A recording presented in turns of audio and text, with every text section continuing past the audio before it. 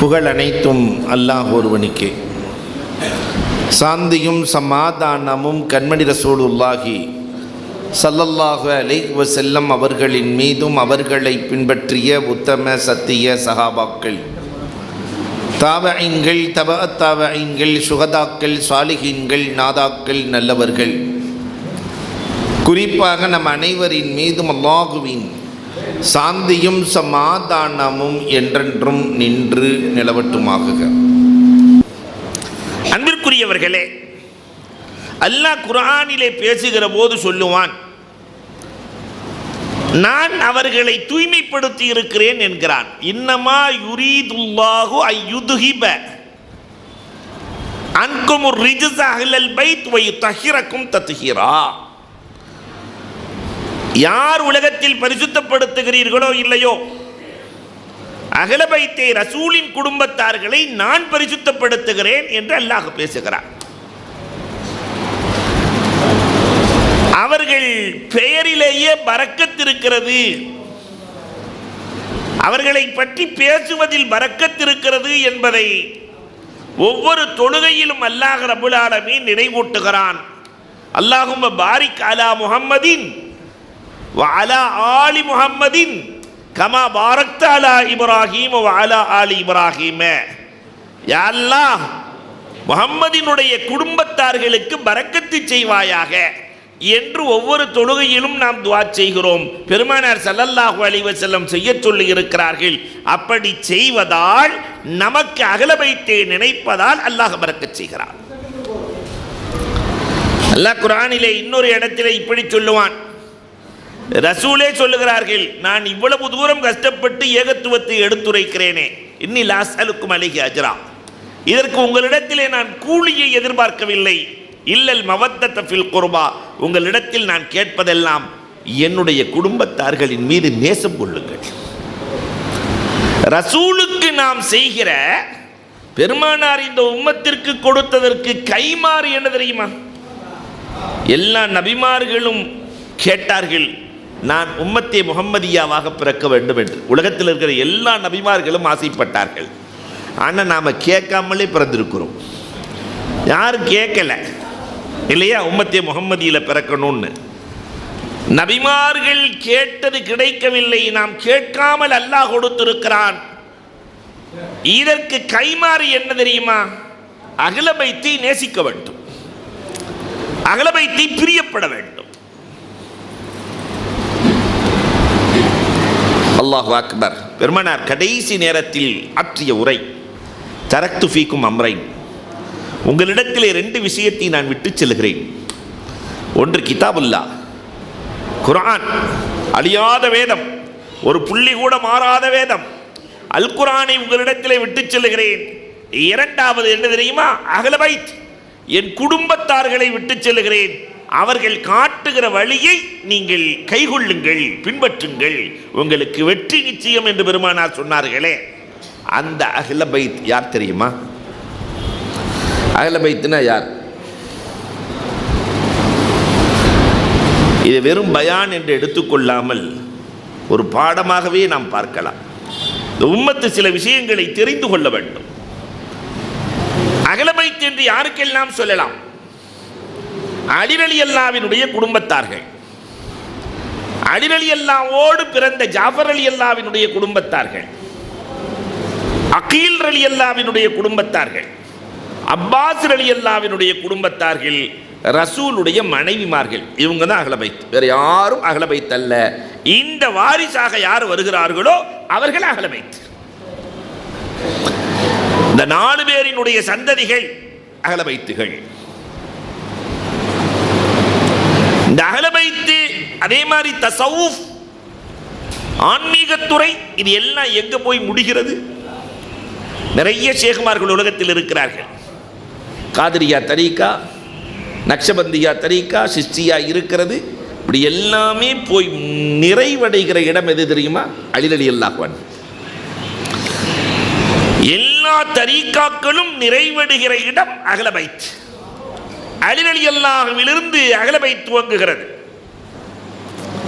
அந்த அலி ரலியல்லாஹுவினுடைய ஆற்றல் என்ன? அவர்கள் என்ன நம்மை போன்றவர்களா? அலி ரலியல்லாஹு தஆலா நிறைய வரலாறுகளை சான்றுக்கு சொல்ல முடியும். ஓரிரண்டு வரலாறுகளை சொல்லுவேன். அலி ரலியல்லாஹு தஆலா யார் தெரியுமா?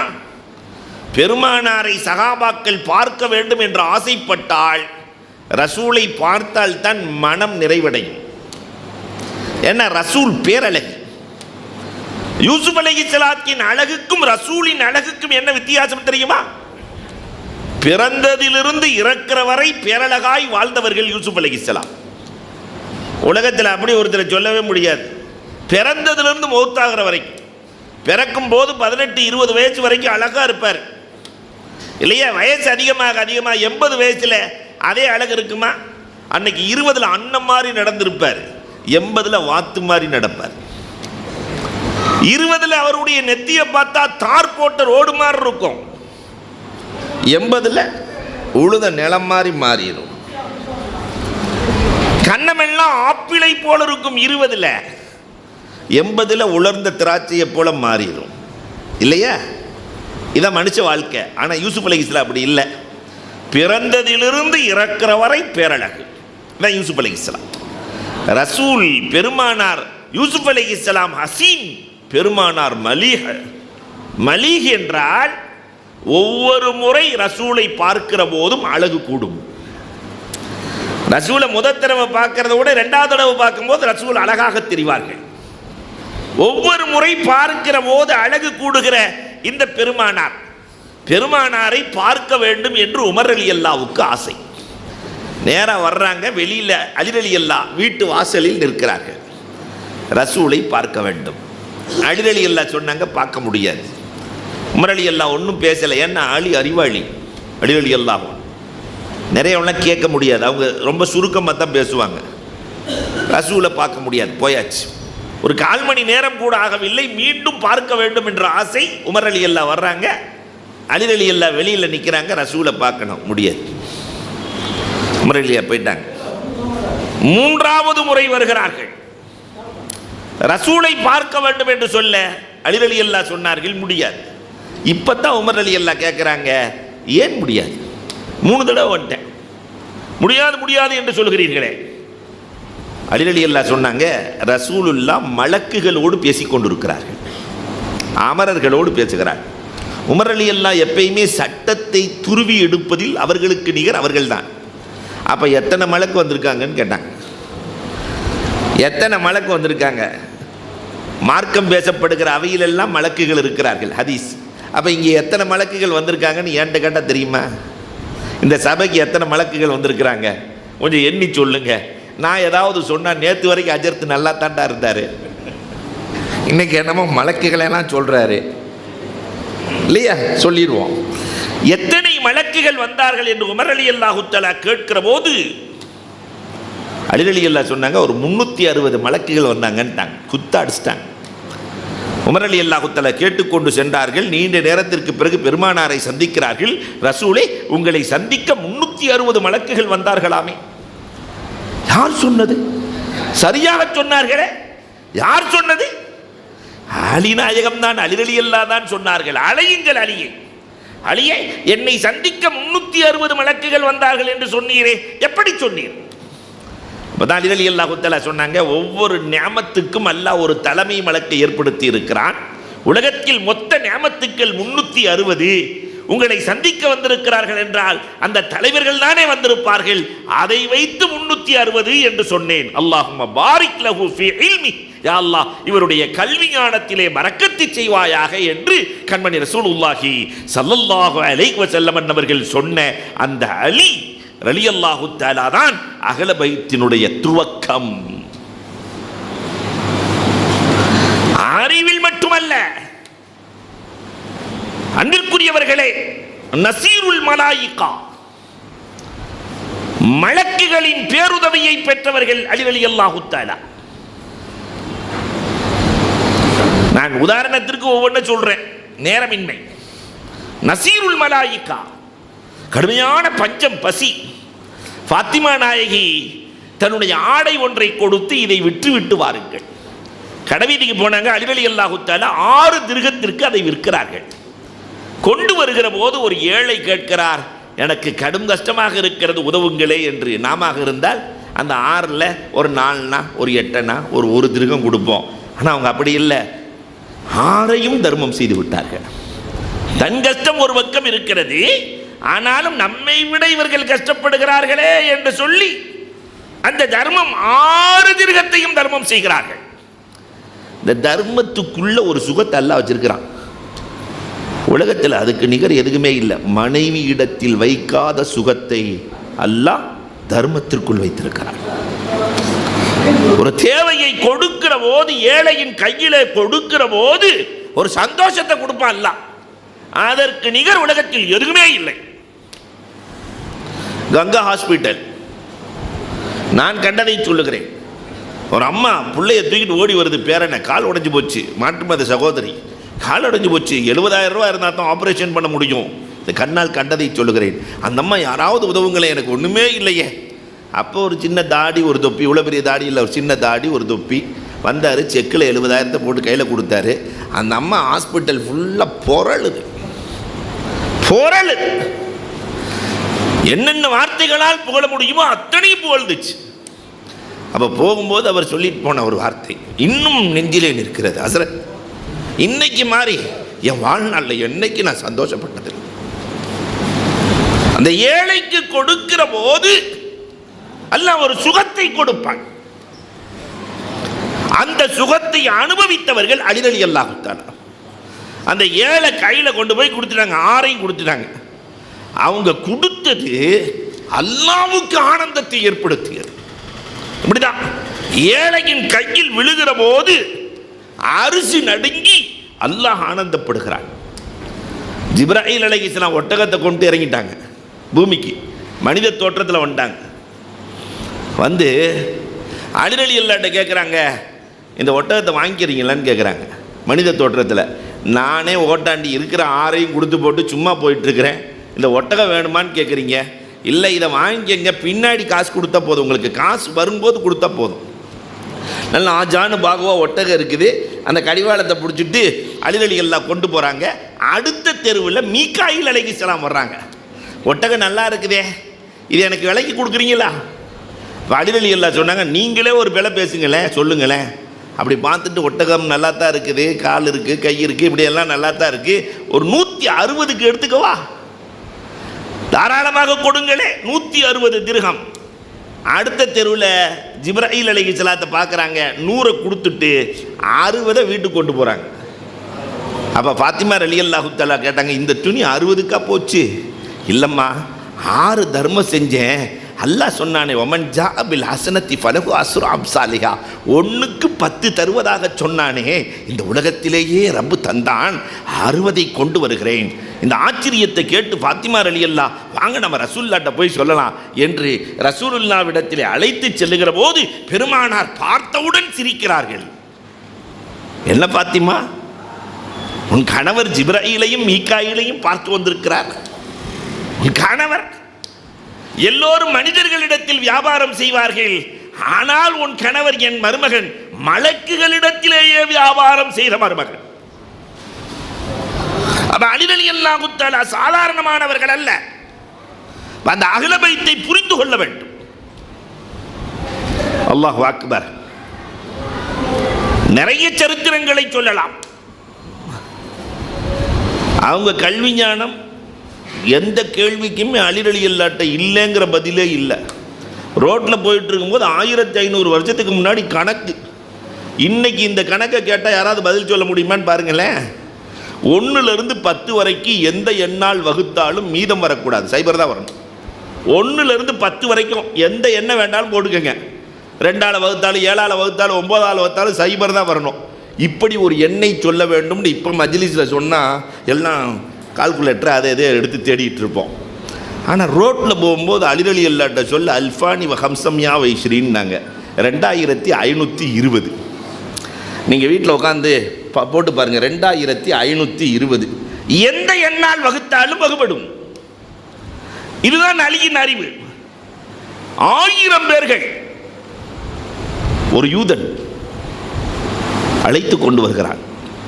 1000 பேர்களை அழைத்து கொண்டு வந்தவன் அபூபக்கர் ரலியல்லாஹுவினுடைய ஆட்சி காலத்தில் நான் ஒரு 46 கேள்வி கேட்பேன். 46க்கும் பதில் சொல்லிட்டா நாங்கள் 1000 பேர் முஸ்லீம் ஆயிடுறோம்.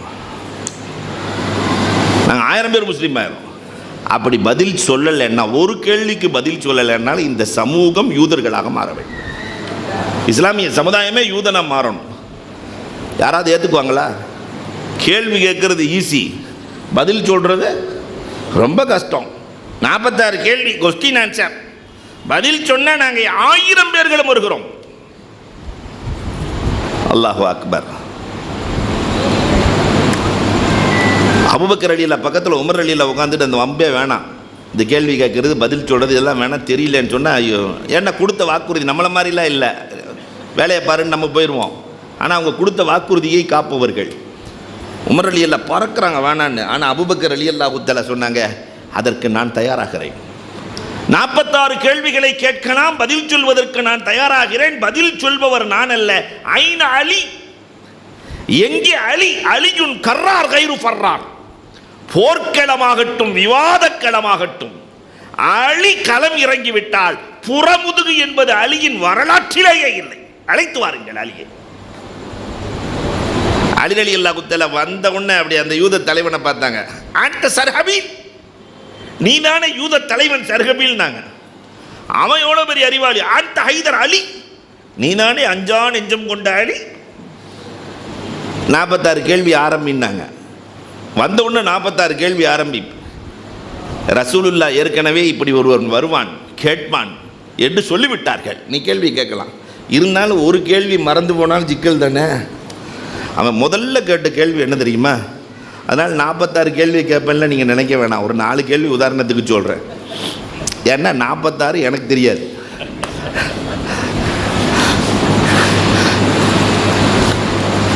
முதல் கேள்வி என்ன தெரியுமா? உலகத்தில் முதலில் காற்றடித்து சாய்ந்த மரம் எது? ஐஏஎஸ் பரீட்சையில் வச்சாங்கன்னு வச்சுக்கோங்க, ஒருத்தன் கூட பாஸ் ஆக முடியாது. முதலில் காற்றடித்து சாய்ந்த மரம் எது? எல்லாம் அலி ரலியல்லாஹு கேள்வி கேட்ட உடனே தலைவன், யூத தலைவன் கேட்ட உடனே உமர் ரலியல்லாஹுக்கு வேத்து போச்சு. காற்றடித்து சாய்ந்த மரமா? உலகம் முழுக்க. அலி ரலியல்லாஹு அலட்டிக் கொள்ளவே இல்லை. சாஜ், முதலில் நூஹ் அலைஹிஸ்ஸலாம் கப்பல் கட்டினார்களே, அந்த மரம் தான் உலகத்தில் முதலில் காற்றடித்து சாய்ந்த மரம். அதை வச்சு தான் இன்னைக்கு காபத்துல்லாவினுடைய வாசல் கட்டப்பட்டிருக்கிறது. யூத தலைவன் நெற்றியிலே முத்தமிடுகிறான். ஒரு பொருளை அல்லாஹ்வே படைத்து அவனே கேட்டு தெரிந்து கொள்கிறான். படைத்தவனே இது என்னன்னு கேட்கிறான். அது என்ன தெரியுமா? உமர் ரலியல்லாஹு தஆலா இப்படியெல்லாம் கேள்வி கேட்டால் என்ன பதில் சொல்றது? படைச்சவனுக்கு தெரியாதா? அலி ரலியல்லாஹு சொன்னாங்க, மூசா அலைஹிஸ்ஸலாத்தினுடைய குச்சின்னாங்க. அல்லாஹ் தான் படைச்சான். அல்லாஹ்வே கேட்குறான், மா தில்க பி யமீனிக யா மூசா, கையில் இருக்கிறது என்னன்னு. நம்மளை மாதிரி பதில் சொன்னாங்க. மூசா அலைஹிஸ்ஸலாம் குச்சியின் ஆற்றலே தெரியாமல், ஹி அஸாய அத்தவக்க அலைஹா வ அஹுஷு பிஹா அலா கனமி வலிய ஃபீஹா மஆரிபு உக்ரா. நம்மளை மாதிரி சொல்கிறாங்க, நான் இலையை பறிப்பேன், தலையை பறிப்பேன். அந்த குச்சி சாதாரண குச்சியா? சாதாரண குச்சின்னு நினச்சி பேசுகிறாங்க. அல்லாவே படைத்து அவனே கேட்டு தெரிந்து கொண்டது.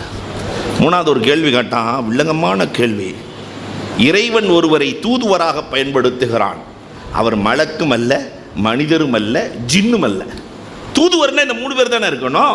ஒன்று மனுஷனாக இருக்கணும், அல்லது மலக்கா இருக்கணும், அல்லது ஜின்னா இருக்கணும். 3 அல்ல ஒரு தூதுவர். யாருன்னு எதிர்பார்த்துட்டு இருக்கும்போது ஹுதுஹுது பறவை என்றார்கள். மலக்கும் அல்ல, மனிதரும் அல்ல, ஜின்னும் அல்ல. சுலைமான் அலைஹிஸ்ஸலாத்திற்கு தூது கொண்டு சென்றது ஹுதுஹுது தானே. அல்லாஹ் பயன்படுத்தினான். இன்னொரு கேள்வி, ரொம்ப சிக்கலான கேள்வி. செஞ்சாலும் ஹராம், செய்யாட்டி ஹராம், அது என்ன? இது என்ன பதில் சொல்றது? செய்தாலும் ஹராம், செய்யவில்லை என்றாலும் ஹராம். உமர் ரலியல்லாஹுக்கு எப்படி இருந்திருக்கும்? அந்த நேரத்தை கொஞ்சம் எண்ணி பார்க்க வேண்டும். ஒரு கேள்விக்கு தடுமாற்றமோ பதிலோ இருந்தால், பதில் இல்லை என்றால் சமூகம் யூதர்களாக மாற வேண்டும். அல்லாஹு அக்பர். அதான் அலி ரலியல்லாஹு அஹ்ல பைத்திலே அந்த தலையாய் வருகிறார்களே சொன்னாங்களா, போதையோடு தொழுவதுன்னாங்க. போதையோடு தொழுகிறதும் ஹராம். அதுக்காக தொழுகையவே விட்டுறதும், செஞ்சாலும் ஹராம், செயலினால் ஹராம். அல்லாஹு அக்பர். அத்தனை பேர்களும் இஸ்லாத்தில் நுழைந்தார்கள் என்ற வரலாற்றை பார்க்கிறோம். இப்ப இந்த அலி ரலியல்லாஹு தஆலா அகல பைத்தா வர்றதுக்கு காரணம் யார் தெரியுமா? அவர்கள் மணந்து கொண்ட ஃபாத்திமா. அவர்கள் ஃபாத்திமாவை, சொர்க்க தலைவி ஃபாத்திமாவை மணந்து கொண்டதால் அந்த திருமணமே அதிசய திருமணம் தானே. அலி ஃபாத்திமா ரலியல்லாஹ் இன்னைக்கு தாலி கட்டும்போது சொல்றாங்களா இல்லையா? அல்லாஹும்ம அல்லி பைனஹுமா கமா அல்லஃப்த பைன அலியின் வ ஃபாத்திமத்த ஸஹரா சொல்லும் போதும் நம்ம என்ன செய்கிறோம்? கல்யாணம் நடக்குது. அவங்க கல்யாணம் எப்படி நடந்துச்சு? இவ்வளவு தூரம் மார்க்கம் பேசுகிறமே, தெரிஞ்சிருக்கிறோமே, அலி ஃபாத்திமா கல்யாணம் எப்படி நடந்துச்சு? உம்மத்து தெரியணும். அல்லாஹு அக்பர். ஃபாத்திமா நாயகியை திருமணம் முடிக்கிறதுக்கு பிரியப்படாத சஹாபிகள் யாரும் இல்லை. அபூபக்கர் ரலியல்லாஹு தஆலா, ரசூலே எனக்கு நீங்கள் திருமணம் முடித்து கொடுங்கள், என் பிள்ளைய உங்களுக்கு கொடுத்துருக்கேன் ஆயிஷாவை, உங்கள் பிள்ளைய நான் திருமணம் முடிக்க ஆசைப்படுகிறேன். பெருமானார் பேசவே இல்லை, அமைதி, மௌனம். சரி, அப்போ இல்லைன்னாங்க, முடிஞ்சு. உமர் ரலியல்லாஹு கேட்குறாங்க, சாத் இப்னு அபீ வக்காஸ் ரலியல்லாஹு தஆலா கேட்குறாங்க. ஒவ்வொருத்தரும் இந்த இளைஞர்களோடு விளையாண்டுக்கிட்டு இருக்கிறார் பாங்க. இளைஞர்களோடு 21 வயசு அலி ரலியல்லாஹு. இளைஞர்கள் எல்லாம் சேர்ந்து தள்ளி விட்டாங்க, நீ போய் பொண்ணு கேளு. மாப்பிள்ளையே பொண்ணு கேட்டு வரலார். ரசூலுல்லாஹ் தொழுதுட்டு உட்காந்துருக்கிறாங்க. அலி ரலியல்லாஹு போய் அத்தையாத்தில் போய் உட்காந்துட்டாங்க. மஹாஜத்துக்கையா அலி, அலியே அத்தையாத்தில் உட்காந்துருக்கிறியா, என்ன விஷயம்? தானாக பொண்ணு கேட்க மனசு வருமா? தலையை சொல்லிடுறாங்க, யா ரசூலல்லாஹ், யா ரசூலல்லாஹ், மஹாஜத்துக்கையா அலி, ஃபாத்திமாவை எனக்கு மணமுடித்து கொடுக்க வேண்டும். பெருமானார் ஸல்லல்லாஹு அலைஹி வஸல்லம் அஹ்லன் வ ஸஹ்லா, உலகத்தில் முதலில் அஹ்லன் வ ஸஹ்லன் என்ற வார்த்தை, வெல்கம் அப்படின்னு போடுறோமா இல்லையா? அஹ்லன் வ ஸஹ்லா, வெல்கம். அதான் இந்த வார்த்தையை முதலில் உலகத்திலேயே பயன்படுத்தியது அலி ஃபாத்திமாவுக்கு தான். வெல்கம், வேறு எதுக்குமே பேசலை. அலி ரலியல்லாஹு வெளியே போகிறாங்க, தோழர்கள்லாம் கேட்குறாங்க, நண்பர்கள்லாம், ரசூலுல்லாஹ் ஏதாவது சொன்னாங்களா? ஒன்றுமே சொல்லலையா? இல்லை, அகிலன் வ சகிலன்னு மட்டும்தான் சொன்னாங்க. அகிலன்னு சொன்னாவே தகுதி ஆயிட்டேன்னு அர்த்தம், சகிலன் வேறு சேர்த்து சொல்லியிருக்கிறாங்க. சந்தோஷம். அதற்கு பிறகு நான் பெருமானார் மணமுடித்து வைக்கிறார்கள், அலி ஃபாத்திமா இணைகிறார்கள். இணைந்து பெற்ற பிள்ளைகள் தான் ஹசன், ஹுசைன் அலி தலா. அல்லாஹ் அக்பர். அந்த 2 தம்பதிகளும் அல்லாஹ்வின் அருளை பெற்ற தம்பதிகள் எப்படி பிள்ளையை வளர்த்திருப்பார்கள் தெரியுமா? வாழ்க்கையில் ஒரு நாள் கூட 2 பேர்களும் தாய் தகப்பனுக்கு முன்னால் சாப்பிட்டதில்லை. சும்மா அங்கங்க விட்டு வரலாறு சொல்றேன். ஒரு நாள் கூட. ஹசன் ரலியல்லாஹு கேட்குறாங்க, ஏம்மா? ஹசன் ரலியல்லாஹு தஆலா அவங்கள பார்த்து தாயார் கேட்குறாங்க, தம்பி முன்னாடி சாப்பிட்லாம்ல, ஏப்பா நீ எங்களுக்கு பின்னாடி சாப்பிட்ற அடம் பிடிக்கிற? இல்லைம்மா, சாப்பிட முடியாது. தாய் தகப்பனுக்கு கொடுக்க வேண்டிய மரியாதை எப்படி கொடுக்க வேண்டும் என்று என் நானா சொல்லி கொடுத்துருக்கிறார். சரி, உடனாவது சேர்ந்து சாப்பிடலாமே. நாங்கள் இளைஞர்கள் சேர்ந்து சாப்பிடுகிற போது உங்களை விட முன்னால் முந்திக்கொண்டு ஒரு கவலை முந்திவிட்டால், ஒழுக்கமில்லாமல் சாப்பிட்டாயா என்று ரப்பு கேட்டால் என்ன பதில் சொல்வது? தாய் தகப்பனை சாப்பிட வைத்து அழகு பார்த்து விட்டு சாப்பிடுகிற பிள்ளைகள் ஹசன், ஹுசைன் ரலியல்லாஹு தஆலா. நம்ம வீட்டில் என்னைக்காவது இது நடந்திருக்கா? நிறைய பேர் தாய் தகப்பை சாப்பிட்டாங்களான்டே தெரியாது, கேட்டதே கிடையாது. இவர் போய் நல்ல வயிறு முட்டை சாப்பிட்டுட்டு அல்ஹம்துலில்லாஹ் சொல்லிட்டு போயிடுவாரே தவிர தகப்பன் சாப்பிட்டாங்களா, தாய் சாப்பிட்டாங்களா? இல்லை. அப்ப அந்த குழந்தையை எப்படி வளர்த்திருப்பார்கள்? வளர்ப்பிற்கு இன்னொரு சான்று அழகாக சொல்லுவேன். அவங்க அந்த குழந்தை எப்படி வளர்த்தாங்க தெரியுமா? ஹசன், ஹுசைன் ரலியல்லாஹு சாப்பிட்டு 3 நாள் ஈருலக சக்கரவர்த்தி வீட்டில் ஹசன், ஹுசைன் ரலியல்லாஹு சாப்பிட்டு எத்தனை நாள்? 3 நாள். இந்த செய்தி பெருமானாருக்கு கிடைக்கிறது. பேரப்பிள்ளைகள் சாப்பிட்டு 3 நாள் ஆகிறது என்று தேடி செல்லுகிறார்கள். ஃபாத்திமாட்ட கேட்டாங்க, அம்மா பிள்ளையை சாப்பிட்டு 3 நாள் ஆச்சா? ஆமாம் பாப்பா, எங்கே பிள்ளைகள் என்று கேட்கிற போது ஃபாத்திமா சொன்னாங்க, கடுமையான பசி, அழுதுகிட்டே வெளியே போயிருக்கிறாங்க. பெருமானார் பேரப்பிள்ளைகளை தேடி செல்லுகிறார்கள். ஆடு மேய்க்கிற இடையன் என் பிள்ளைகளை பார்த்தீங்களான்னு கேட்டாங்க ரசூலுல்லாஹ். பார்த்தேன், 2 பேர் அழுதுட்டு போயிட்டு இருக்கிறாங்க. நான் ஏன் அழுகிறீங்கன்னு கேட்டேன். அந்த இடையன் சொல்லுகிறார், ஏன் அழுகிறீர்கள் என்று கேட்டேன். கடுமையாக பசிக்குது, சாப்பிட்டு 3 நாளாச்சுன்னு சொன்னாங்க. நான் வேக வேகமாக பாலை கடந்து 7 வயதான தம்பி ஹுசைன் இடத்திலே கொடுத்தேன். அவர் குடிப்பதற்கு வாய்வரை கொண்டு சென்று விட்டார். 9 வயதான ஹசன் என்னை தடுத்து நிறுத்தி விட்டார். இடையன் சொல்லுகிறார் ரசூலுல்லாஹ்ட்ட, என்னை தடுத்து நிறுத்திவிட்டு அந்த ஹசன் கேட்டார் 9 வயசில், ஆட்டிலே பால் கறக்க எஜமான் அனுமதி கொடுத்திருக்கிறாரா என்று கேட்டார். நான் இல்லை என்றேன். அப்படியானால் உங்களுக்கே ஹலால் இல்லை, எங்களுக்கு எப்படி ஹலால் ஆகும்? குடிக்க மறுத்து விட்டார்கள். 9 வயசு. பெருமானார் கண்களில் கண்ணீர், அழுது கொண்டு தேடுகிறார்கள். பேரித்த மரத்திற்கு கீழே ஒரு தோப்பிலே படுத்திருக்கிறார்கள். 2 பேர்த்தையும் 2 மடியில் போட்டு, தம்பி பேரிச்சம்பழம்லாம் கீழே உதிர்ந்து கிடக்குதே, பசியோடு இருக்கிறீங்களே, சாப்பிட்ருக்கலாமே. நானா, இது சதக்காவின் மரம், சதக்காவின் பொருளை சாப்பிடக்கூடாது என்று நீங்கள் தான் சொல்லி வளர்த்திருக்கிறீர்கள். 2 பேர்த்தையும் அள்ளி தூக்கிட்டு போனாங்க. பெருமானார் ஃபாத்திமாவிடத்திலே சொன்னார்கள், ஃபுஸ்தியா ஃபாத்திமா, குழந்தை வளர்ப்பதில் ஜெயித்து விட்டாய் அம்மா ஃபாத்திமா. இப்ப இந்த சபையில யாராவது சொல்ல முடியுமா, இதுபோல குழந்தை வளர்த்தோம், குழந்தை வளர்ப்பதில் ஜெயித்து விட்டோம், குழந்தை வளர்ப்பதில் ஜெயித்து விட்டீர் ஃபாத்திமா, ஃபுஸ்தியா ஃபாத்திமா. அல்லாஹு அக்பர். இந்த வளர்ப்பு எப்படி இருக்கும்? வளர்ந்து இவர்கள் வாலிப பருவத்தை அடைகிறார்கள். பெருமானாரின் வஃபாத்துக்கு பிறகு 30 ஆண்டுகள் ஹிலாஃபத் நடக்கிறது. பெருமானார் சொன்னார்கள், எனக்கு பிறகு 30 ஆண்டுகள் ஹிலாஃபத் இருக்கும், அதற்கு பிறகு மன்னராட்சியாக மாறும். அபூபக்கர் ரலியல்லாஹு தஆலா 2.5 வருஷம், உமர் ரலியல்லாஹு தஆலா 10 வருஷம் 4 மாதம், உஸ்மான் ரலியல்லாஹு தஆலா 12 வருஷம், அலி ரலியல்லாஹு தஆலா 4 ஆண்டுகள், அவர்களுடைய மகனார் ஹசன் ரலியல்லாஹு 6 மாதம், 30 ஆண்டுகள் பூர்த்தியாகிறது. இதற்கு இடையிலே ஃபாத்திமா உருவாக்கிய ஹசன் ஹுசைன் ரலியல்லாஹு தஆலாவினுடைய செல்வாக்கு, அவர்கள் நடந்து கொண்ட சமூகத்தில் நடந்து கொண்ட விதம், அல்லாஹு அக்பர். ரசூலினுடைய பேரர்கள் இல்லையா? பெருமானார் வஃபாத்தானோன்னு அலி ரலியல்லாஹு தஆலா, பிலால் ரலியல்லாஹு தஆலா ஊரை விட்டு காலி பண்ணிட்டாங்க. ரசூல் வஃபாத்துக்கு பிறகு ஊரை விட்டு காலி. முஆவியா ரலியல்லாஹு தஆலா அன்னவர்கள் நீண்ட காலமாக சிரியாவினுடைய கவர்னராக இருக்கிறார்கள். டமாஸ்கஸ் அவர்களுடைய தலைமைத்துவம் நடந்த இடம். அலி ரலியல்லாஹுவுக்கு பிறகு தான் கலீஃபாவாக வேண்டும் என்று ஆசைப்படுகிறார்கள். முஆவியா ரலியல்லாஹு தஆலா 6 மாத காலம் ஹசன் ரலியல்லாஹு தஆலா மக்கள் இந்த சமூகம் 2 பிரிவாக மாறிவிடக்கூடாது என்பதற்காக தன்னுடைய ஹிலாஃபத்தை, தன்னுடைய ஆட்சியை விட்டு கொடுக்கிறார்கள். ஹசன் ரலியல்லாஹு தஆலா இந்த உம்மத்தினுடைய தலைவர், சொர்க்கத்து சிங்கம். இந்த உம்மத்து 2 துண்டாகிவிடக்கூடாது, ரசூல் நேசித்த இந்த சமூகம்.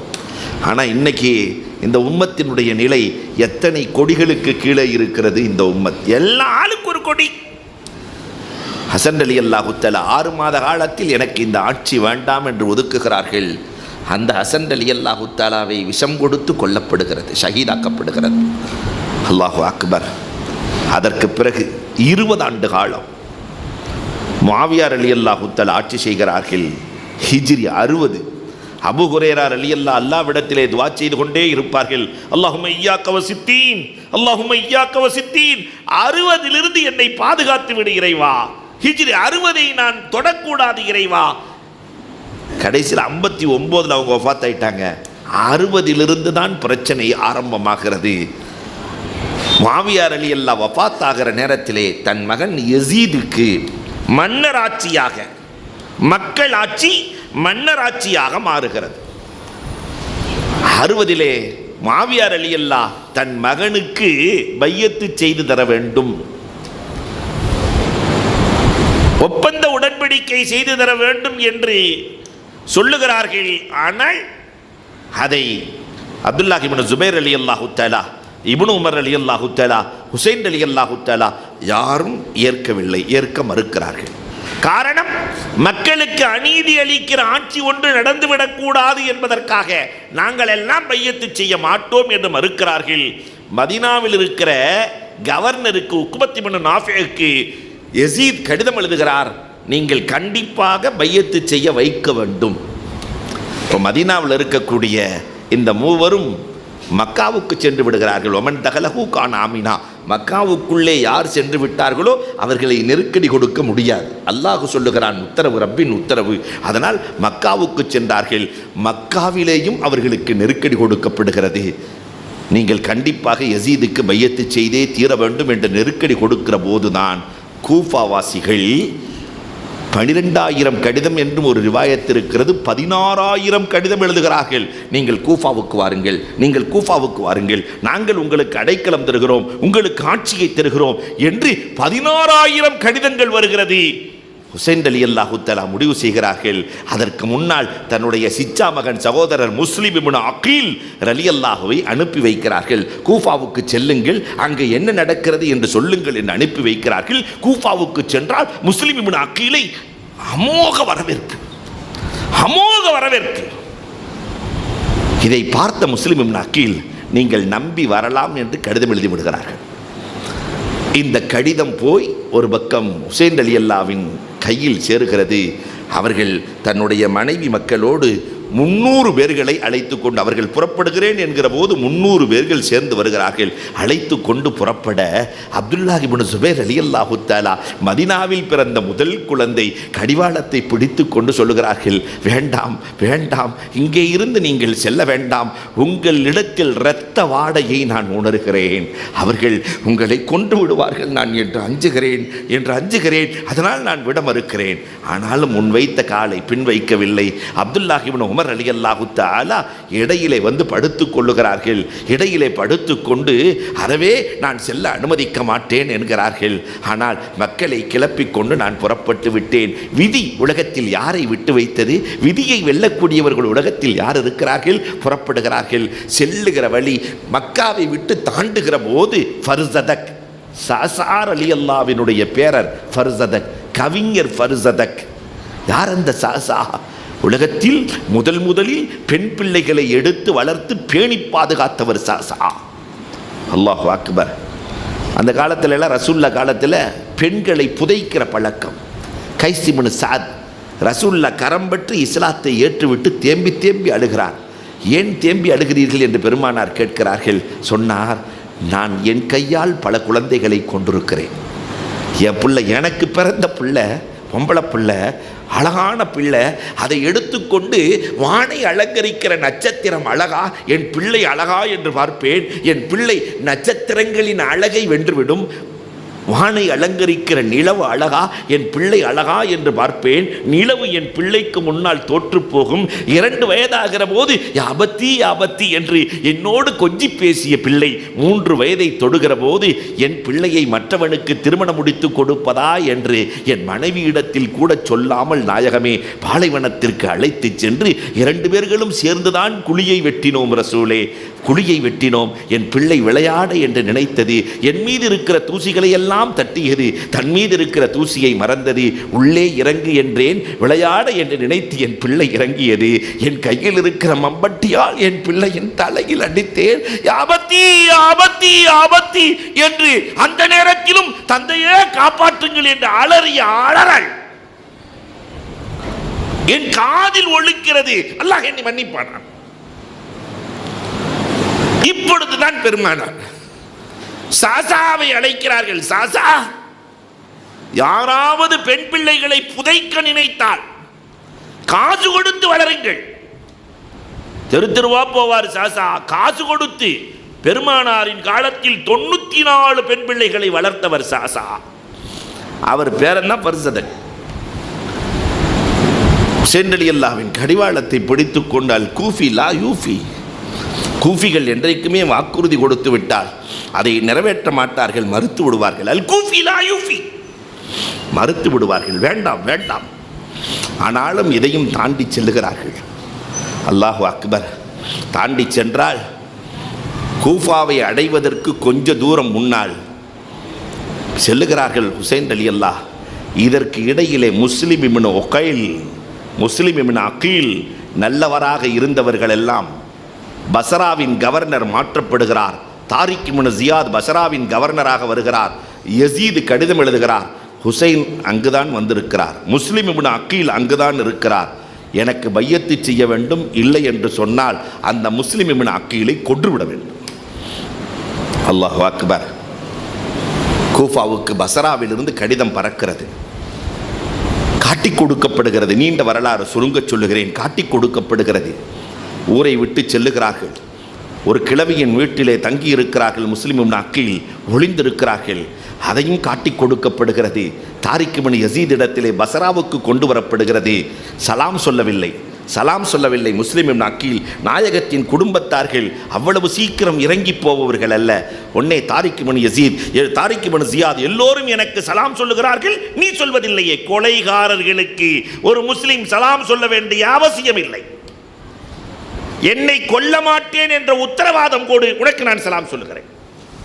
ஹுசைன் ரலியல்லாஹு தஆலாவை வாழ விடு, உனக்கு நான் சலாம் சொல்லுகிறேன். வித்தியாசமான மரணத்தை உனக்கு நான் தரப்போகிறேன். அப்பதான் முஸ்லிம் இப்னு அகீல் யா அல்லாஹ் கடிதம் எழுதுகிறார்கள். அந்த கடிதத்தை வேறு ஒருவரின் மூலமாக ஹுசைன் ரலியல்லாஹ்விடத்திலே கொடுத்து அனுப்புகிறார்கள்.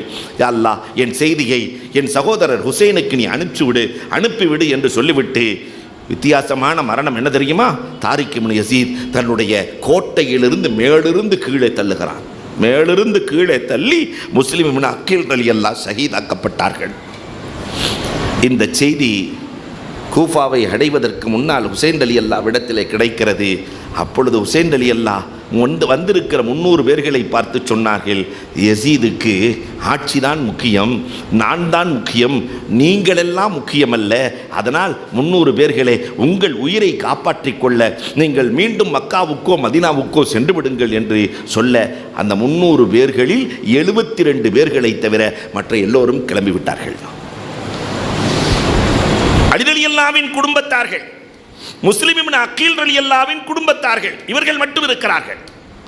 கூஃபாவுக்கு செல்லுகிறார்கள். செல்வதற்கு கொஞ்ச தூரம் முன்னே ஹுர் இப்னு யசீதின் தலைமையில் 1000 பேர்கள், 72 பேர்களை எதிர்க்க 1000 பேர்கள் வருகிறார்கள்.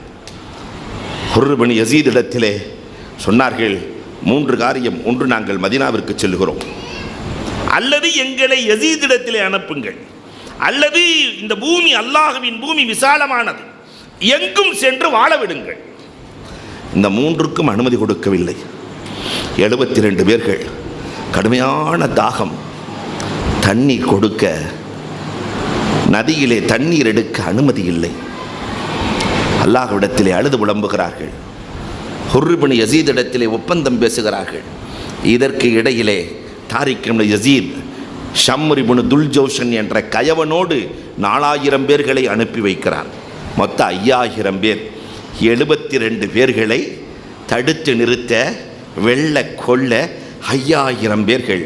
ஹுசைன் ரலியல்லாஹ் செல்லுகிற போது கர்புன் வபலா என்ற ஒரு இடம் வருகிறது. இந்த இடத்திலே தங்கிவிடலாம், சோதனையும் கஷ்டமும் நிறைந்த இடம், இங்கு இருந்தால் ரப்புல் ஆலமீன் நமக்கு நிறைய கூலிகளை வழங்குவான் என்று இங்கேயே தங்கிவிடுகிறார்கள். முஹர்ரம் மாதம் 8ஆம் நாள் இவர்கள் உபதேசம் நடத்துகிறார்கள். உபதேசம் 5000 பேர் எதிரிகள் உபதேசம் செய்கிறார்கள். நானும் முஸ்லிம், நீங்களும் முஸ்லிம். ஒரு முஸ்லிம் இன்னொரு முஸ்லிமை கொல்ல நினைக்கிறீர்களே, பெருமானார் இதைத்தான் உங்களுக்கு கற்றுக் கொடுத்தார்களா என்று செய்த உபதேசம். ஹுர் இப்னு யசீத் 1000 பேரோடு வந்தாரே, அந்த ஹுர் இப்னு யசீத் அவரின் நண்பர்கள் 2 பேர்கள் ஹுசைன் ரலியல்லாஹ்வின் அணியில் இணைந்து கொண்டார்கள். எதிரிகளில் 2 பேர்கள் இங்கே வருகிறார்கள்.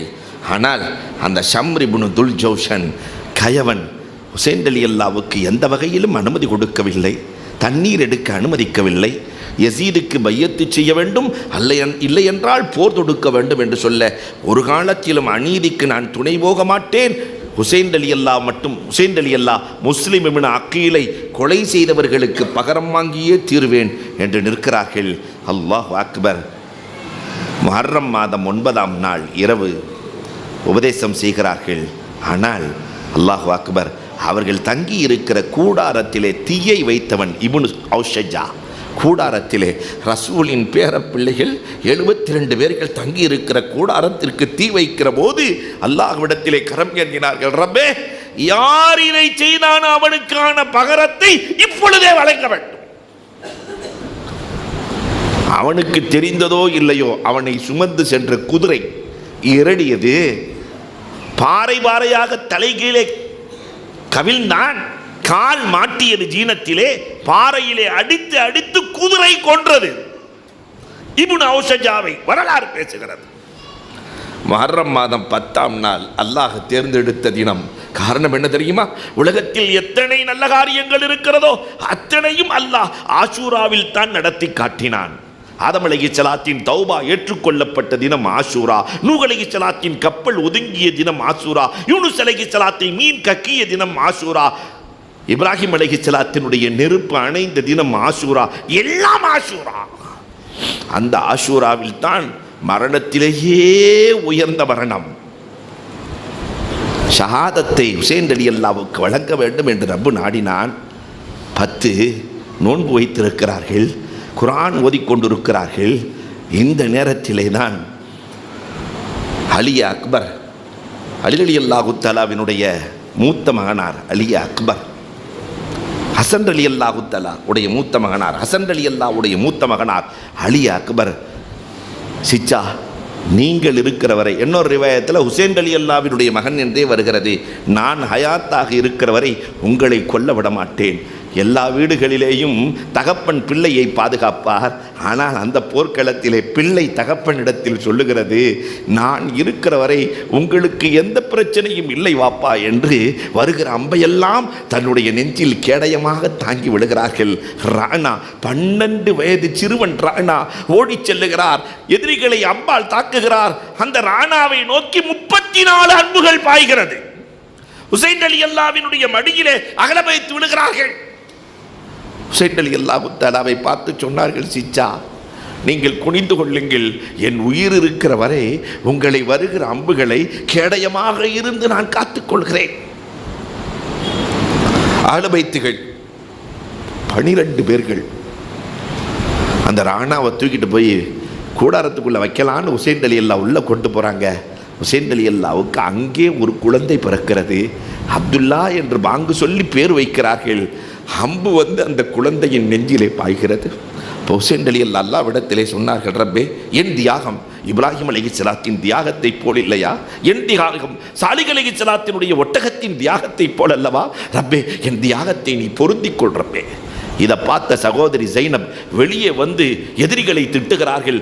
அப்பொழுதும் ஹுசைன் ரலியல்லாஹு தஆலா சொன்னார்கள், பெண்கள் ஹிஜாப் இல்லாமல் வெளியே வருவதற்கு அனுமதி இல்லை, நீங்கள் உள்ளே சென்று விடுங்கள்.